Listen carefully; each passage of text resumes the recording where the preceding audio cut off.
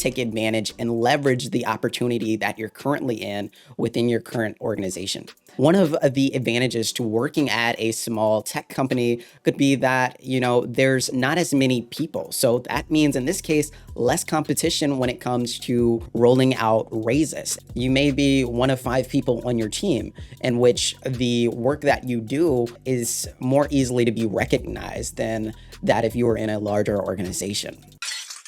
Hey, welcome back to Green Not an Expert. My name is John Green. I'm a senior network engineer, and in this video, I'll be sharing what's the difference between working for a small tech company versus working for a large tech company. So to dive straight into the video, what are some of the benefits of working at a large tech company? And this company will consist of, say, hundreds or potentially thousands of employees. Well, one of the most apparent benefits is that there's more people. And so the workload that gets a burden on the company is then divided up between the multiples of people within that organization. So what does that mean?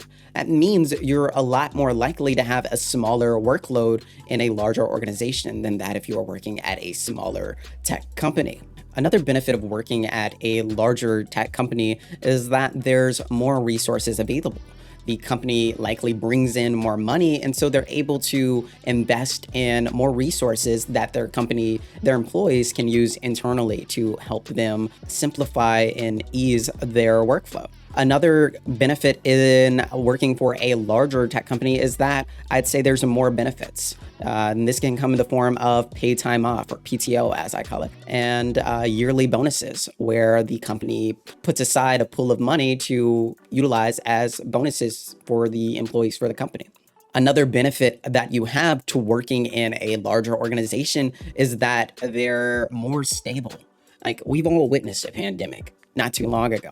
In fact, we're still coming out of it to a certain degree. But in the case of a larger organization, they're a lot more rooted in the economy and less likely to get wiped out in, a state of something severe that happens. Not to say they won't be impacted. That would be around the board, whether that's a small or large company. But they'd still be there, and the impact may not be as severe as you'd see in a smaller company. So far that sounds pretty good, but what are some of the disadvantages of working at a large tech company? Well, you have less visibility. Because there's more people, you're not as likely to get noticed than if you were working at a smaller tech company. You have more competition. So your team could be, 100 people. It could be 50 people. And so in order to stand out in that organization, well, it sometimes can be a lot harder to be seen if you're a diligent worker. And that also factors into this next point, in which promotions are a lot slower to be rolled out because they're preparing promotions for each individual in the team. It could be significantly longer for you to get promoted than if you were working at a smaller organization. Lastly, in terms of disadvantages, you have less access to those higher up roles.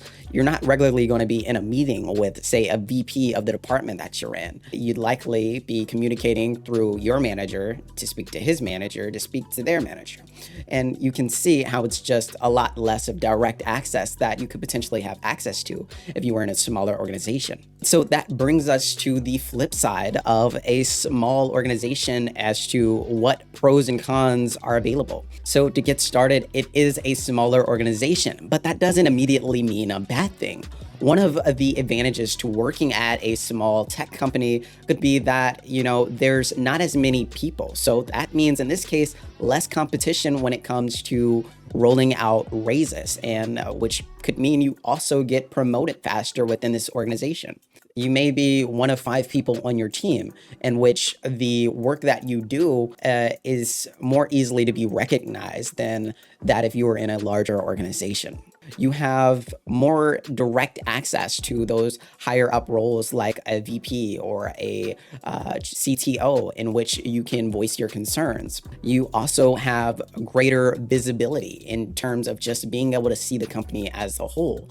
In a larger organization, you may only be consumed with the department that you work in because there's hundreds of people within that one section alone. Whereas in a smaller company, you might be working one seat over from a person in another department in which you can get a sense of what they do and how that contributes to the business. All right, so now we know the pros of working in a small tech company, but what are some of the cons that come with working in, say, a smaller organization? Well, for one, there's less people. So your workload is going to likely be a lot larger than that if you were working in a bigger organization.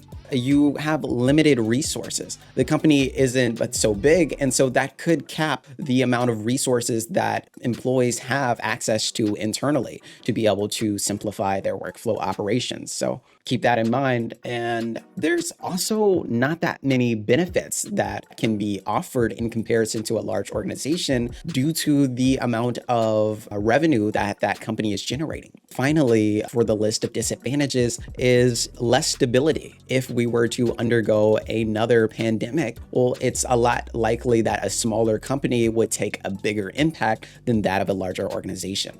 All right, well, that is my take on the differences between these two different types of organizations, a large versus small.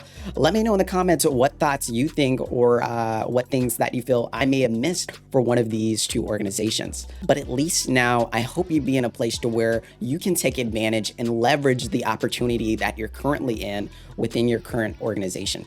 Well, that is the end of this video. I hope you found this video helpful towards your IT journey. If you did, go ahead and smash that like button and subscribe to the channel so you can stay tuned for next week's video, where I'll be sharing how my brother got his JNCIA in 2 months. As always, thanks for viewing, and I'll see you in the next one.